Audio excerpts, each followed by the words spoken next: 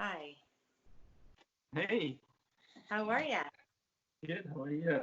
Good. It's good to see you. Yeah. So a couple of days ago, I had a dream, and it was a long dream. But the brightest moment of the dream was like I'm inside, and then I step outside, and this busy street, and it was like how dreams are. It was like a mixture of Brooklyn, Park Slope, Brooklyn, Uh-huh. and Pearl Street, Boulder. Oh, Because usually this time of year, I'm in Boulder doing a truck show. right, right. Yeah. Yeah, well, it's a little quieter downtown, but hopefully this weekend we're going to open up and hopefully have a little bit more activity down there, a little bit more energy, and the tulips are blooming, just about done. The lilacs are starting, so hopefully people will get out and about and stop in and say hi to me, even though you're not here. I know that they'll miss you, but yeah, this is our annual tradition, so it's kind of weird, but at least we get to see you this way and have your beautiful work. So Thank you. it's still something, even though it's not as good as the real thing, for sure. And I can't help it, as in the beginning, noticing your necklace, beautiful Oh moonstone. my goodness. Yes, I was very lucky to receive this for my holiday gift, Yeah. and it's quickly become one of my favorite pieces. Your moonstones are just spectacular, and I know you've been doing a lot of collections around them. We have a couple pieces in the show that's coming. So why did you decide to start working with moonstones? Well, it's not really a plan or a decision. It just I always I think fell in love. I always been in love with moonstones. I remember I was in India one time, and this man tells me, in India we believe that moonstone they have a hidden genie inside, Hmm.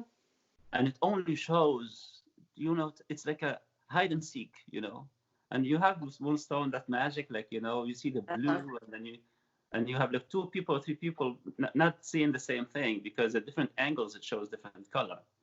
But I like that mystery part of it. I like that mysteriousness of moonstones, that is not like easily accessible. For sure. And so have you been thinking, dreaming up new collections while you've been isolated in quarantine? Yes, absolutely. But the design process is a process. Um, so the you said the right word. You dream up something, and then when you start putting it, making it happen, um, that descent from a feeling to a thought to a drawing to a prototype, the piece takes it changes, and you end up with something that is completely different. So yeah, right now I'm in the process of working on a couple of projects, and I have no idea how they will look like. But probably in the next trunk show, they will materialize into pieces, and we'll see how they look. Maybe they will end up on some on like working with that moonstone necklace that you wear, or pair of earrings to work with them or something. Your new Harmony collection, Soleil and Horizon. Those are really spectacular. Really special. Yeah. Where did those come from? Where's the inspiration for that?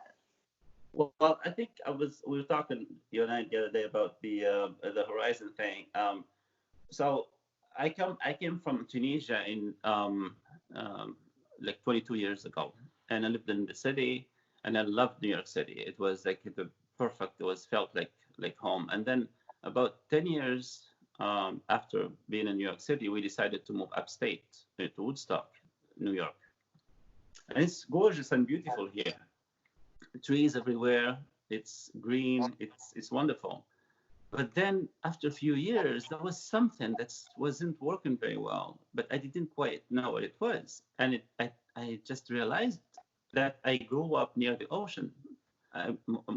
My childhood and my youth, like I was looking at the horizon almost every day, all the time.